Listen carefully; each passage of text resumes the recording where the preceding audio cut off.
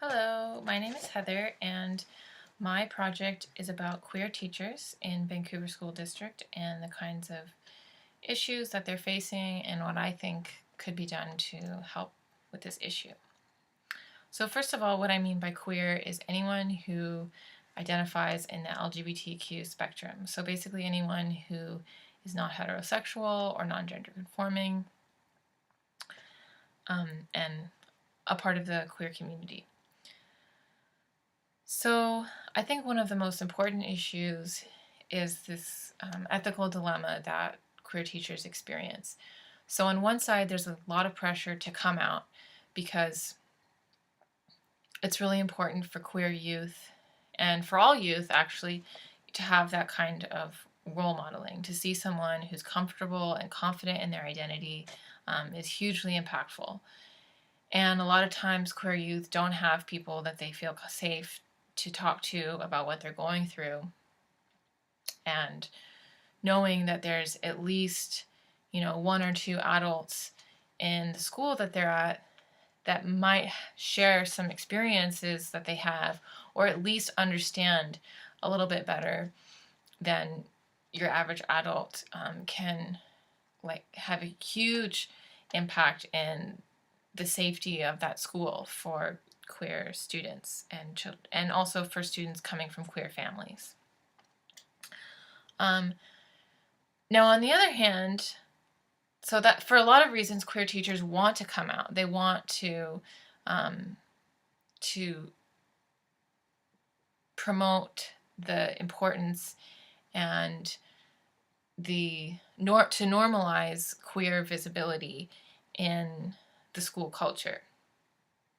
Now, on the other side, there's this double standard that targets queer teachers for things like professional misconduct, because it's queerness, whether it's about your gender or your sexuality, is something that has been hypersexualized in its stereotypes.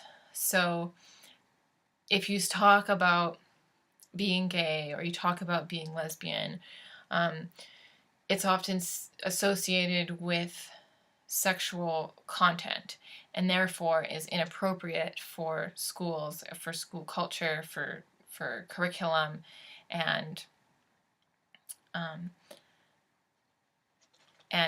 puts teachers at risk when they want to be public about their identities, talk about their families, in whatever ways they might want to do so. So one example of this, from my research, I read a story about a teacher who had a student hug him, and even just a hug eventually led to an investigation into allegations of professional misconduct by the school board officials. One of the interviewees from the research I did said, quote, "I think if the principal found out that I was gay in some way, it would just be like, I don't want to hear about it. I don't want to deal with it. Maybe it's like this at school districts everywhere, but it seems like our school district is so worried about getting sued or getting on the news." Another quote from the same research: "I feel like if I was open about my sexuality, that I was just waiting to be fired or something. I think that many of my parents and even other teachers would think that I should do something that does not involve children. But I like to teach children. I'm just gay." So another thing that is a barrier for queer teachers is that there's a lot of queer adults had experiences of trauma and not feeling safe in their own childhoods and teenage years in schools, and because of that aren't particularly excited and don't feel particularly safe or comfortable to go back into those spaces and work within these institutions. One of my interviewees said to me, I wouldn't want to be a teacher because of what I experienced as a kid. I just can't go back there. So I think it's important to remember how the culture of the schools and the experiences of students will impact what kind of representation we see of diversity in the future. So just an overview of my interviews and some of the feedback I got from that. One of my interviewees is a queer teacher who is a teacher on call here in Vancouver School District. And he really emphasized that he felt that the policy that passed, the anti-homophobia policy, was extremely important in that it provides a safety net, something that you can fall back on if he felt like he was experiencing any threat to his job based on his queerness or sexuality. He did mention that some of the older teachers seem to be more discreet and cautious about sharing their identities, and that this sort of set the tone in the school and how he felt about sharing how public he wanted to be about his own identity.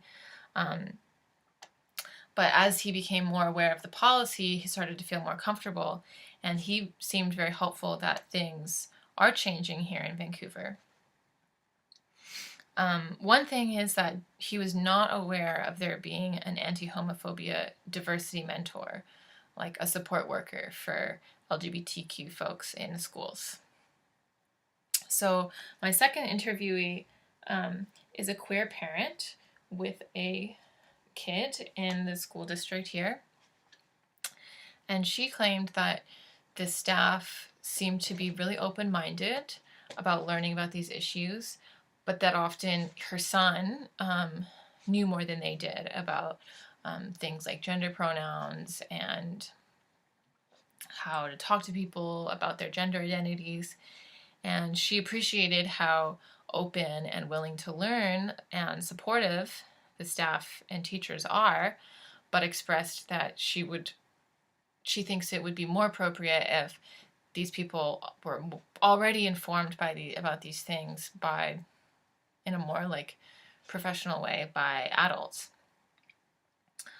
She also did not know about any kind of LGBTQ specific support staff or social worker in the district, and felt that this would be a very important resource that she said she would definitely use in other queer families that she know would affect how comfortable they felt in the schools. She also noted that there are some queer staff that she knows of at the school that her son attends, and that the presence of having queer staff significantly impacted how comfortable and welcoming the school felt for her and for her kid. And my third interviewee is someone who works at a queer center nonprofit here in the city that often works closely with youth and sometimes counselors. And this person is actually the one who informed me that there is someone called an anti-homophobia mentor employed by the Vancouver School Board, and that there's one person filling this role for the entire district of Vancouver, and they're obviously extremely busy. So after I got this information, I did some research to find out what is the Vancouver School Board's anti-homophobia policy, what does it encompass, and also who is this anti-homophobia mentor and what kind of work do they do. So what I discovered is the anti-homophobia policy, which was updated in 2014, covers things like washroom and change room accessibility, names and pronouns. It provides a guidebook for administrators on accommodating trans and queer students. talks about curriculum, confidentiality, and professional development and training. And specifically in that category, it says that counselors should be trained to respond competently to the needs of LGBTQ students and students with LGBTQ families. And elementary and secondary schools should appoint at least one staff person to be a safe contact who is able to act as a resource person for LGBTQ students and staff families. So I think that this policy, first of all, is groundbreaking and is setting a pretty high standard compared to most districts around the country. But I think it's not enough. I think that if the people who I've interviewed don't even know about who this anti-homophobia mentor is, they don't even know this person exists, and it's obviously inadequate to serve the entire district. I also think that asking volunteers to be a safe contact could be helpful, but it also doesn't seem like people know who these people are from the people I've spoken to. And I think this is a vast understatement of how much work needs to be done. I don't think that one person can have enough time and energy to volunteer in addition, on top of what they're already committed to doing as a teacher or as a staff member in the schools, to really support all of the students, families, and teachers and their needs, to support everyone who is experiencing discrimination or struggling in the schools because of their gender or sexuality. So my suggestion, and the resource that I've developed, is a job listing for this role for the anti-homophobia mentor, but I'm suggesting that it should be called a LGBTQ support worker.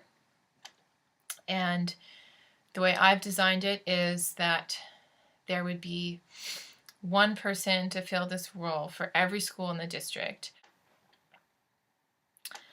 And so this person's role would be to be a liaison between students, parents, teachers, counselors, administrators, and also people in other kinds of supportive roles outside of the schools.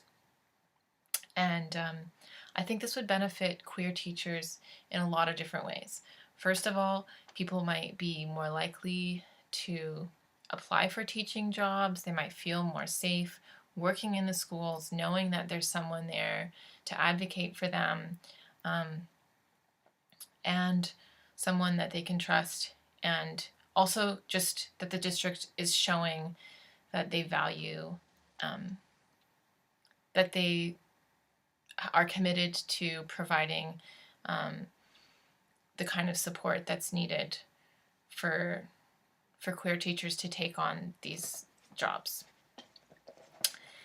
And also because it would take a huge weight off of the shoulders of queer teachers to have to do a lot of extra unpaid support work for the queer students that are in the schools, because there'd be somebody else there who could take on these jobs that you can refer your students to instead of having to put yourself at risk.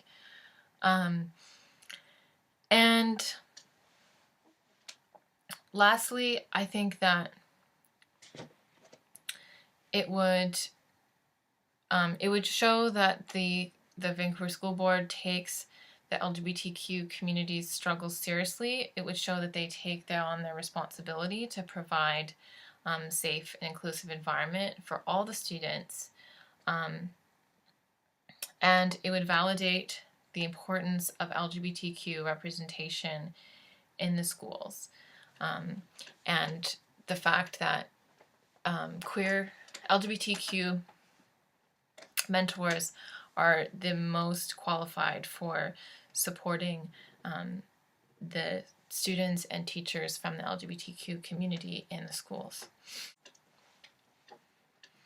So I think that this resource could be extremely useful, and I think it's unlikely that the district would be able to find the funding to have this kind of thing happen right away. But I think that the more people do this kind of research and the more the community speaks up and expresses how important it is, that there's actually a chance that this kind of these kinds of positions could exist in the future. And if people don't take the time to imagine about what kind of future we want to see, then it's never going to happen. So anyways, thanks for listening to my presentation. I hope that you found it interesting, and let me know if you have any questions, and thanks for listening.